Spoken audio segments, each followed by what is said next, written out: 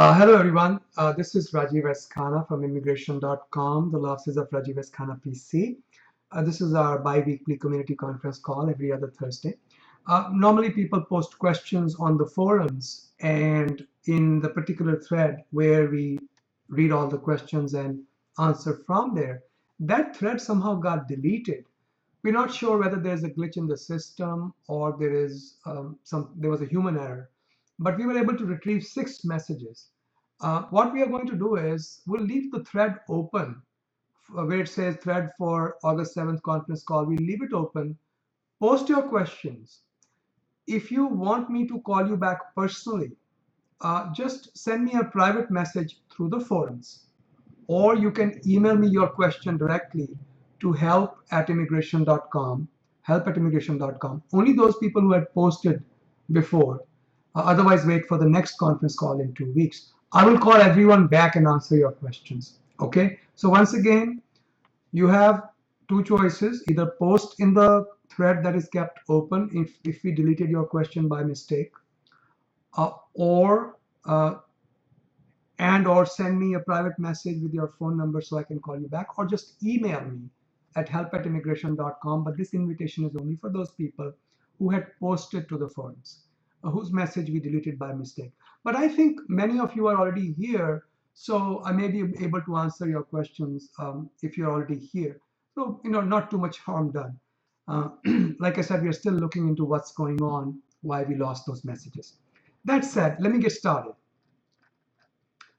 First question concerns something about the July 10th question. So I guess this particular individual, they had posted earlier in our earlier conference, what is the best substitute option of BS plus 5 to consider in the EB2 category? MS plus 2 or MS plus 3? Well, it's always MS plus 3. So BS plus 5 under the USCIS and the Department, well, it's actually Department of Labor regulations. BS plus 5 equals MS plus 3. It does not equal MS plus 2. If you put down MS plus 2, and that indeed is a genuine requirement, your labor cert can be denied. Your PERM application can be denied. Okay. Second, if I was a consultant for the company and now I'm joining them on another location and a different department, can I count my consultant experience? Doubtful. Doubtful. Okay. Unless it is a substantially different job, you may not be able to count that experience even though you were working as a consultant and not as an employee. So be careful with that. There is a regulation that says so. Can I consider my CPT experience? Absolutely. Absolutely. You see, the only time your experience has to be post-bachelor's if you are using BS plus 5 years to qualify for EB2. If you're using master's degree, your experience can be pre-bachelor's or post-bachelor's. Okay.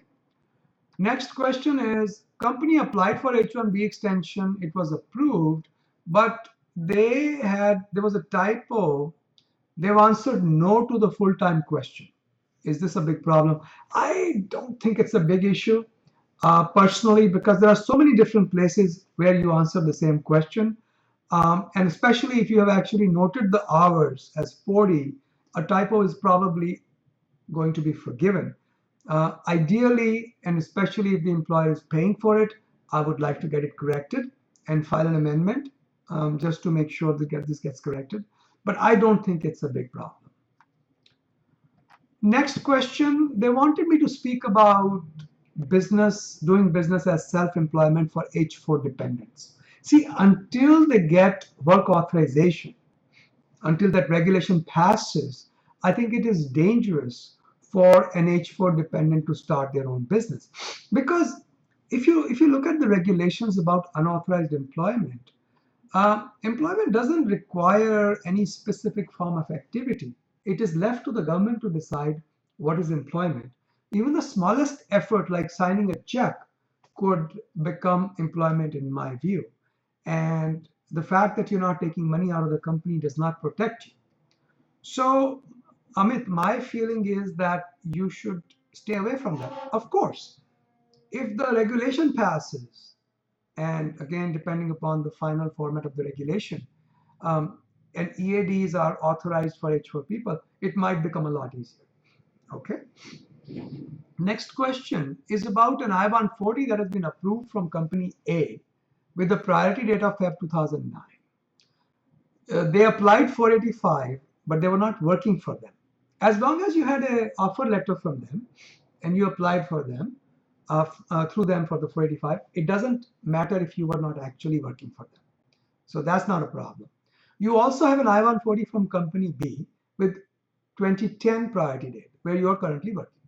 You received an RFE for medicals, immigration status, EVL, etc. recently. Replied to the RFE. So if the Feb 2009 date becomes current for September 2014, I want to interfile both applications. Can I do that? So first of all, let me clarify something for you. For you to inherit your priority date is actually quite easy now. It is something they do for you automatically. So USCIS will automatically connect your priority date with the most eligible application you have. However, what you should do is, I don't know what you mean by interfile both applications. I guess what you're saying is you want to be, I don't know, interfile both applications, not sure what that means. Let me read on. I want to be with company B after I get my green card. Yeah, then what you should do is you should take the I-140 and send the request, the new I-140 with company B, send it to USCIS and say, I want my 485 to be connected with the 485 that's currently pending and the priority date of the old case to be considered. So that takes care of it. Do the priority dates have to be current? If the priority date of the earlier I-140 becomes current, interfiling should become effective. So it's not difficult. Should it be done with an attorney or sponsoring employer? That's up to you. I prefer for these cases to have a lawyer attend to the details anyway. So my choice would be to get a lawyer to do it.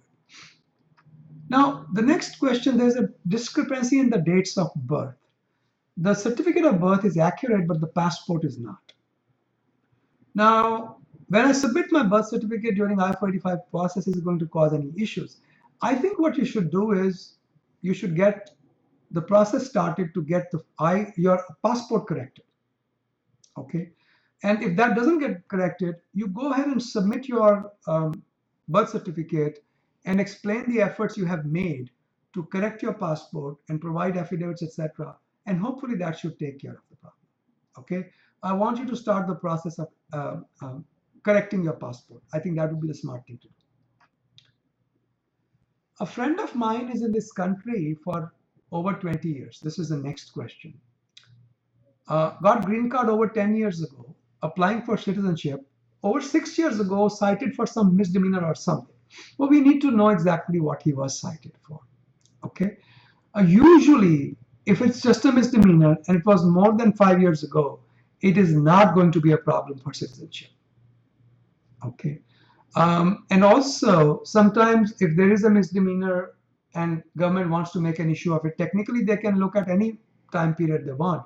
But usually they don't go beyond 5 years from the date of application. So if you apply today, they're only going to look back at your history from 5 years from today, going back. Okay.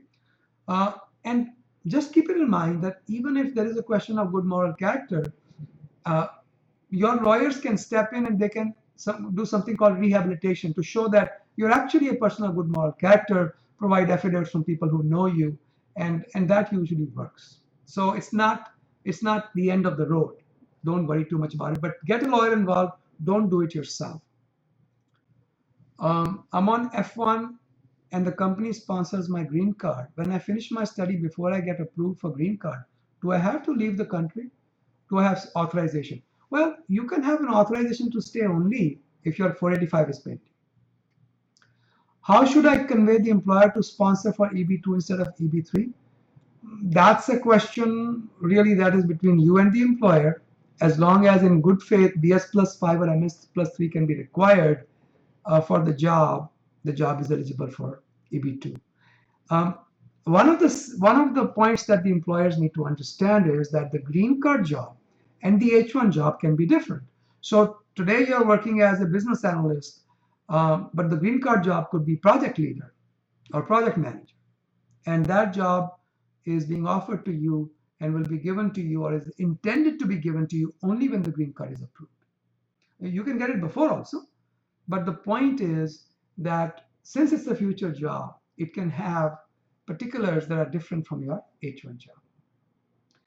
I'm on F1 with CPT and I want to travel abroad. I think it's a risky proposition. They can create problems for F1 stamping. And I've told this today. I was discussing this matter with an individual who had done a paid consultation with us. I explained to her. I said, whenever you do CPT, make sure three things are taken care of.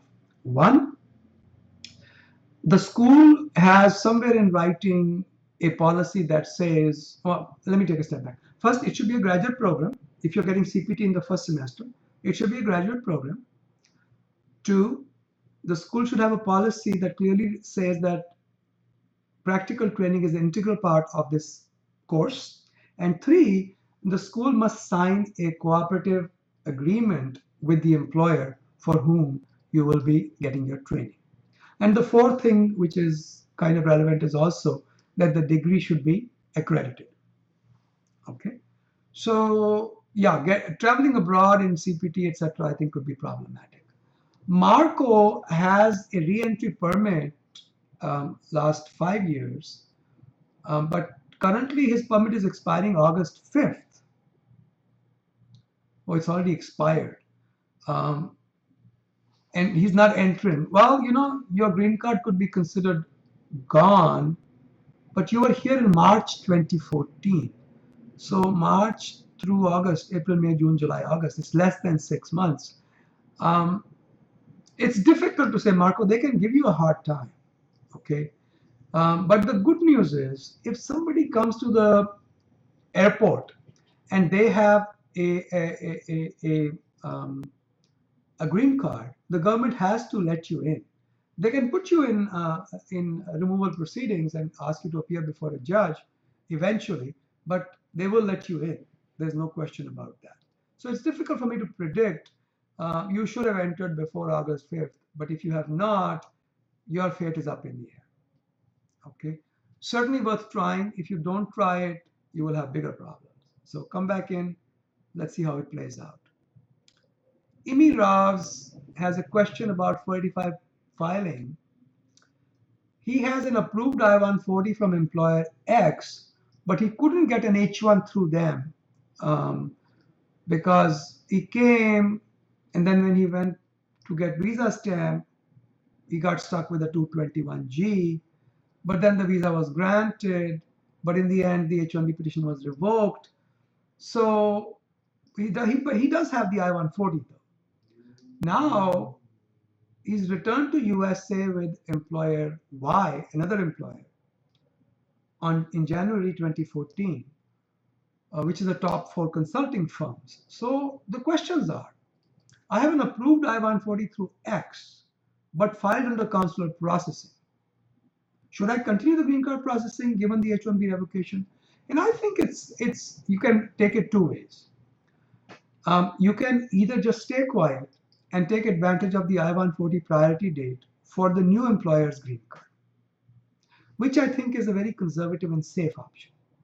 But there's nothing in law that says you cannot file 485 through the employer X when the priority date becomes current, as long as employer X has a job for you and you intend to join them.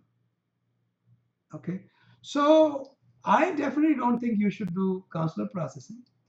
I think it may be a good idea to just file 485 if you're going to go join X.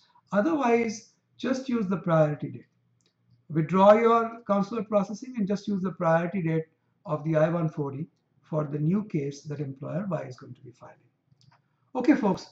Like I said, we somehow deleted the thread with the other 14 questions, but let me just answer your questions. First, anybody who has a follow-up question on what I just discussed, press *5.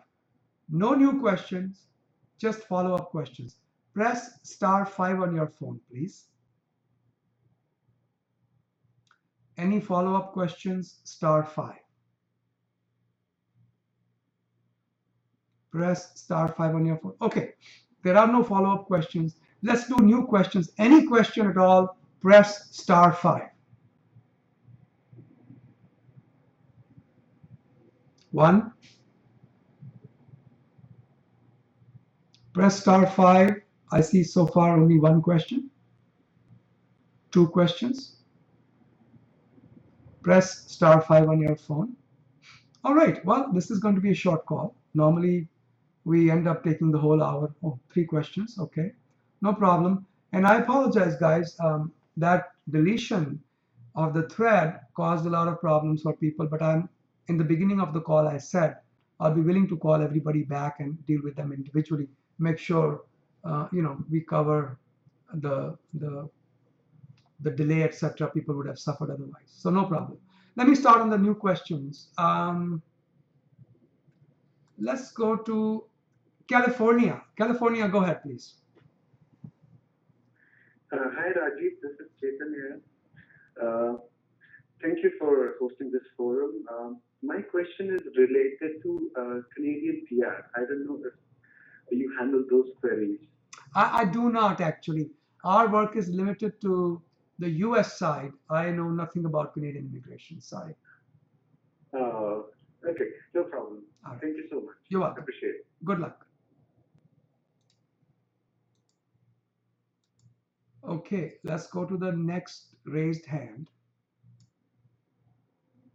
And this is, okay, we have actually 3 more questions. Let's go to Ontario, Canada. Hello? Yes, go ahead, please. Yeah, my question is that I got the green card on the family basis, and when I land in, and I'm right now in Canada, and Okay. I land in the US, is there any time limit by which I can bring my assets, or I have to declare something at the time of landing?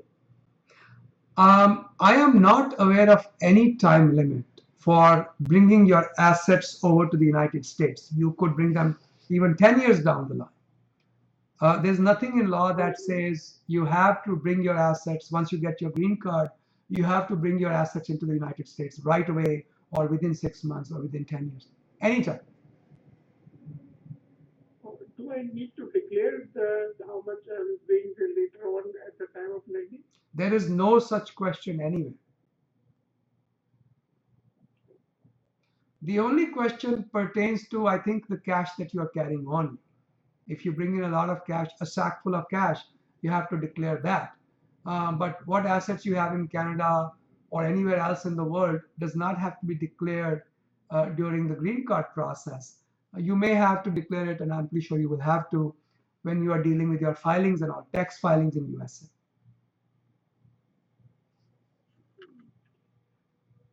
Okay? Okay, and do I need to declare the bank account or no? There is no financial information other than what you are carrying on you that is required. All right? Oh, okay, thank you. Good luck, sir. Okay, let's go to Morristown, New Jersey. Go ahead, please. Hi, I'm calling from New Jersey, and I have a question related to what was just asked from Ontario, Canada. In terms of at the time of landing for green card, are your assets that you bring in, are they taxable, or is there like a tax waiver for the amount, a certain amount on your assets that you bring at the time of landing? Okay, tax is not really my strong field. In fact, let me rephrase that. I pretty much suck in tax law. I still get nightmares. I get nightmares about my law school tax exam. I don't know how I passed it. I really was very poor at taxes. Whenever people start talking numbers, my eyes just glaze over. But here is what I do know about taxation, and you should please talk with a CPA or a tax lawyer. Generally speaking, Many of the countries in the world have some kind of a taxation relief treaty, double taxation relief treaty, like India does. Okay, if you Yes, have I know that. if you have paid taxes, great. If you have paid taxes in India on some money, you don't have to pay taxes on it again in USA. Okay, so I'm aware of it. typically your savings like that will not be taxed again. When you engage in income generating activities, you will have to report them in the United States. But will you pay taxes on them or not? That depends upon where you earned the income, what kind of income was it. Um, Yeah, so, sure. right, right. So to So I answer guess your, my question was more related to, I am totally understand what you're saying, but my question I guess was more related to at the time of landing, you bring, that's not income generated in the United States. You bring in X amount of assets into the country. So is there some guidance on that? But, in terms of paying to the government of the United States. But I think what you're saying is if you already paid taxes on that outside of the United States, like in India, then there's a double taxation treaty over there. right, but not every country has a double taxation treaty. And also another angle you need to look at is when do you become liable to pay taxes? I think you have to first become a resident. You actually have to stay here what 183 days or whatever that number of days is. Only then you become liable to pay taxes in the United States. You have to double check with a CPA what the rule is. But from immigration perspective, one thing I know, even if you are not in the United States for requisite number of days, you should never file your taxes as a non-resident. That can be a cause for revocation of green card. I see. Okay. Okay, that's good to know. Thank you so much. Good luck. And also, I may have a suggestion. Many of you people are finding it very difficult to deal with all the assets that you have, the millions of dollars. You can always donate the money to poor lawyers. Sure. Good luck, ma'am. Thanks again. Bye-bye. Bye-bye. Okay. I have somebody from Washington, D.C. that I'm going to take next, and then I'll send a call out again. We have two more questions. I'll send a call out again for any more questions. Okay, just one second. Let me finish these two. Washington, D.C., my neighborhood. Go ahead, please. Hello. Yes, sir. I'm calling you from Washington, D.C. I'm asking a question regarding sealing of criminal records on grounds of actual innocence. There is a DC code 16-802 that allows you not to acknowledge the record of arrest to anybody under the law. So, in light of that, what answer should be given to questions on the naturalization form related to any arrest? I think you have to disclose the truth of the arrest and the conviction, even though the records are sealed, because in this respect, Well, absolutely no conviction, just arrest record. But in DC, there is this, act, this provision under, actual innocence. okay, but even there, you have to disclose your arrest. Luckily, if there is no conviction, it has no legal consequences. But as far as I know the law, the arrest has to be disclosed on the form N400. Okay.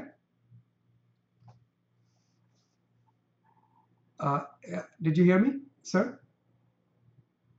Hello, okay. Yeah, so arrest has to be disclosed. Federal law trumps state law in this respect. Okay, thank you. You're welcome. Okay. Last raised hand, at least in this round, and then we'll do another round, see if somebody else is left over. Let's go to Wilmington, Delaware. Delaware, go ahead, please. Hi, Raju. This is Samay. Yeah, I have a question regarding my question number one. Okay. For green card. So, in the consulting position, it's I used to work on the same company on the mortgage banking before, and now I am in the different line of business and the car service. So, still I can't consider my that consulting experience. It does not matter what department you work for. What matters is the nature of your work. So let's say for example, you were a business analyst in one branch or one division of the company, and then you became a claims manager, which is a totally different job. Then you can use that experience. Okay. But if it is substantially similar position, you can't use. It's the nature of your job, not the division that you work for. Now, if the two divisions have separate tax ID numbers, then there is no problem. Oh, okay. But yeah, actually, I used to work with it as a consultant, right? No, it doesn't matter. There is an exception in the regulations.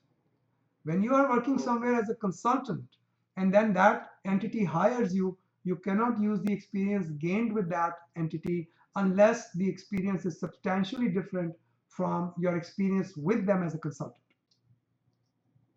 Okay. All right? And means because like the DC filing, do we need to mention the client name as well? I don't remember, but it doesn't matter. That is the law. Don't try to fool around with it. Go with the law.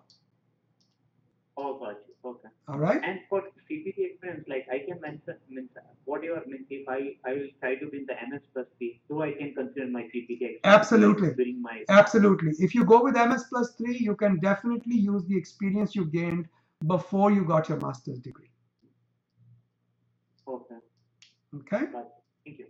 Or just make sure that your master's degree is accredited. Yeah, actually it's from University of Bridgeport, so it's accredited. Excellent. Excellent. Well, good luck to you, sir. Thank you. Oh, you're welcome.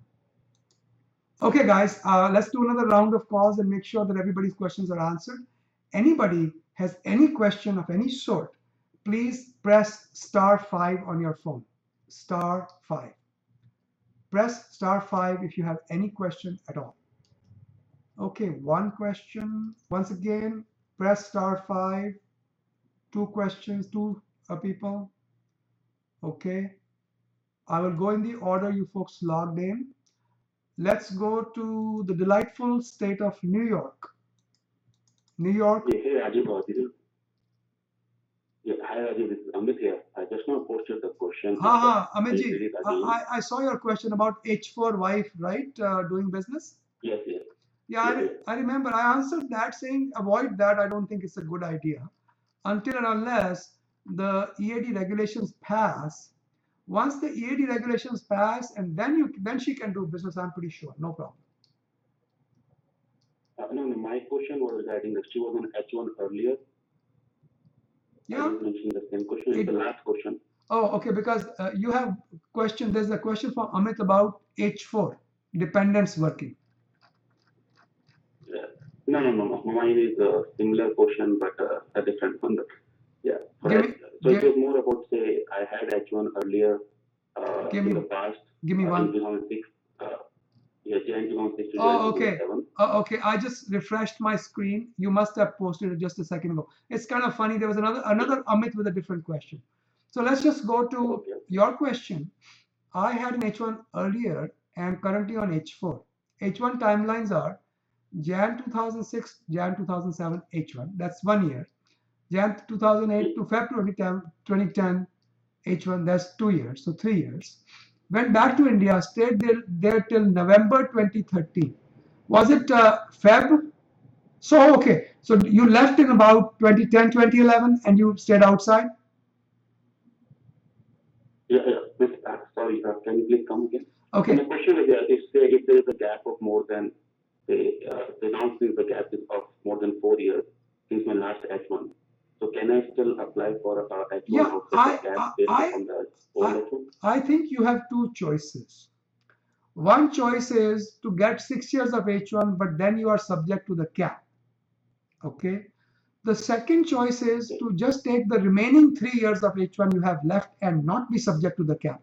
That's called the remainder option. Okay. And you should be able to get 3 years of H1 without cap.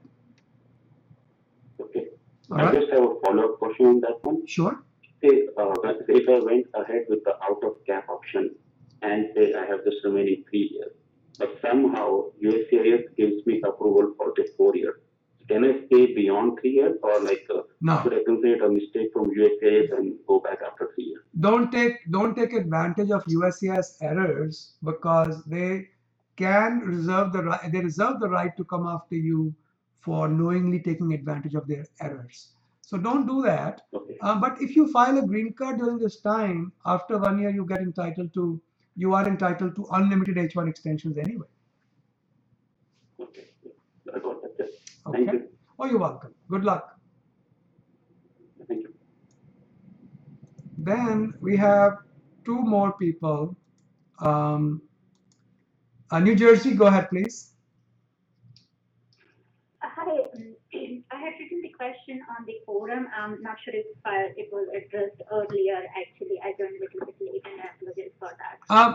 So actually, right now I'm on the OPT, working with a company in New York City, and my H1 did not go through in the lottery, and they just told me that company is not e-verified for the OPT extension.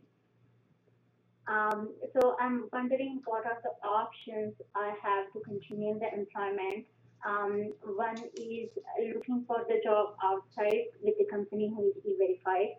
And I'm also thinking, can I get a family-sponsored green card visa, a green card? My sister is would be citizen in a couple of months. So can she file green card on my behalf? She can file, but it will take you 13 years to get any benefit from it. Oh, wow. Yeah. So you're saying EAD will take 13 years? Yes, it will take 13 years for the priority dates to get current, and only then you can get an EAD. Okay. So in your opinion, are there any other options? Well, going back to school and getting a CPT is the only other option that I know of. Okay.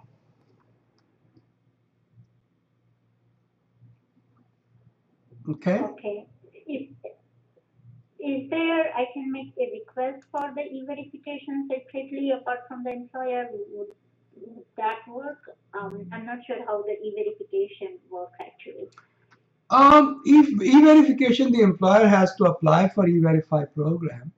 I'm not entirely sure about what the timeline is, but once they get E-Verify certified, then getting the 17-month STEM extension is a relatively simple process. Okay. You just contact your school and they will take care of the rest. Okay. All right? All right. Good luck. Yep. Thank you. You're welcome. Thank you. You're welcome.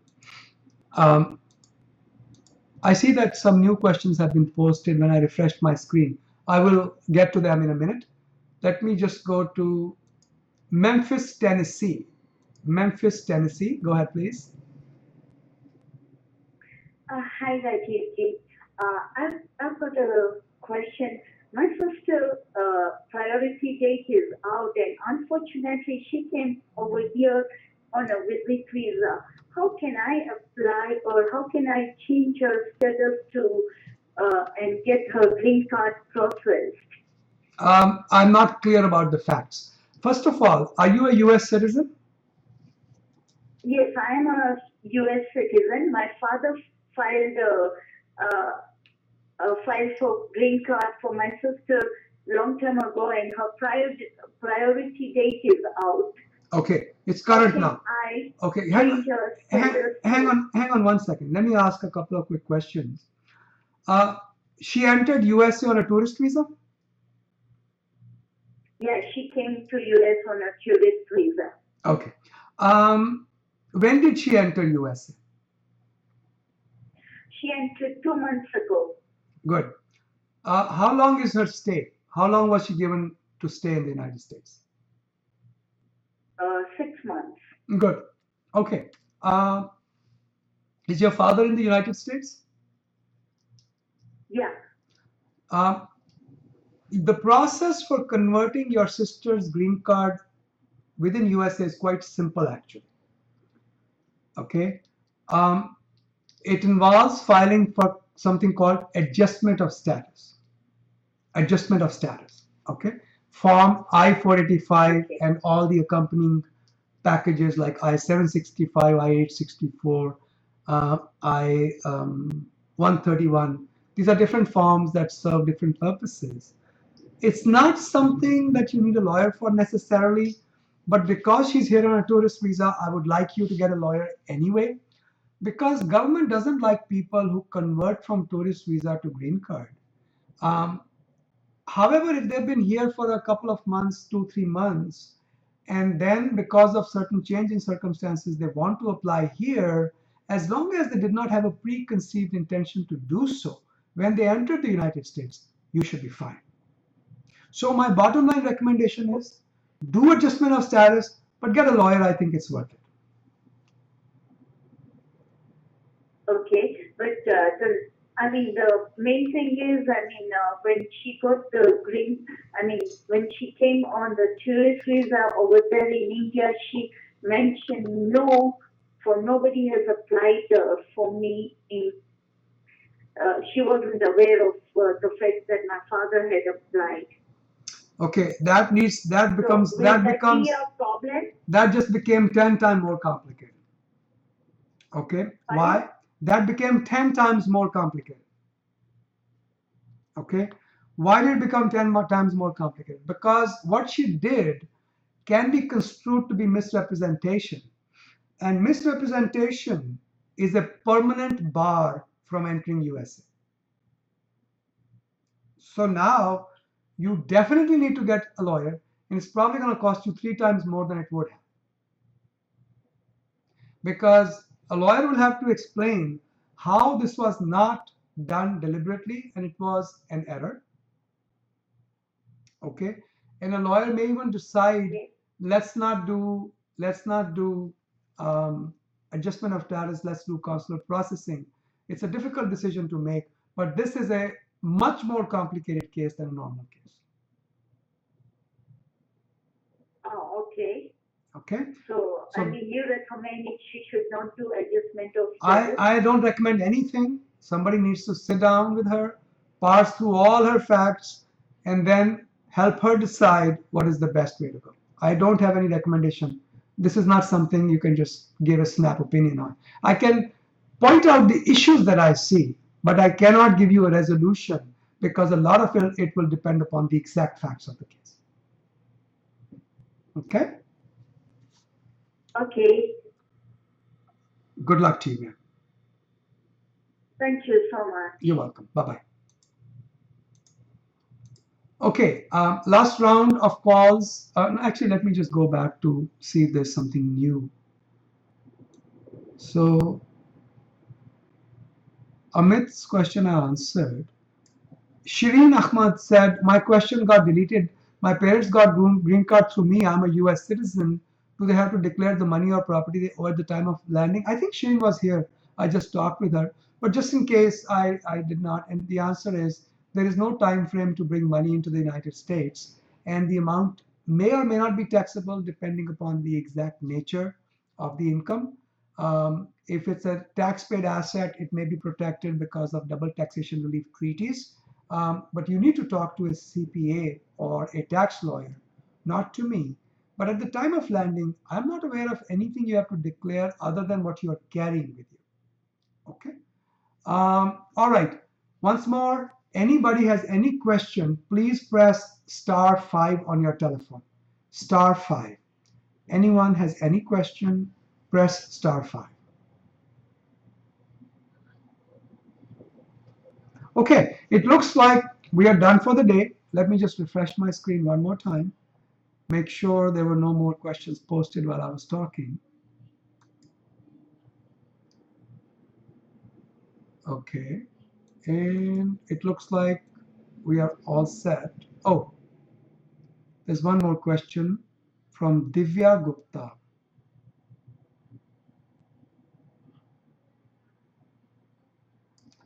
This is what USCIS gave us back through my employer around last week of June. USCIS didn't issue a receipt number for me, nor they issued me an RFE for this case. You may want to be careful about posting your immigration documents online. And you have all your information on there. Deveji, don't post them online. I'm going to delete this message. This is a very bad idea. This violates your privacy. Why don't you just, I don't know what to tell you. Give me 1 second. Let me delete this first. I don't want to keep your personal information here. Just, I guess, email me to help@immigration.com. Help@immigration.com. I'll take a quick look. I may charge a consultation depending upon what is involved here. But if it's just a 2-second, 2-minute thing, I might just send you a response back. Okay? Other than that, there are no other questions. So it's good talking with all of you. Thank you for being here. And I always appreciate the opportunity to speak with you all. I'll see you in 2 weeks. Okay?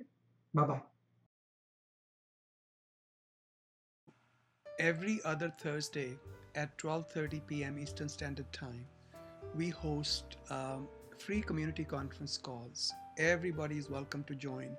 Some people post questions ahead of time. You can take membership in our forums. All of the details are there on our website, immigration.com. You can take membership ahead of time, and it's instantaneous. It happens right away. And post your questions beforehand, or you can just log in.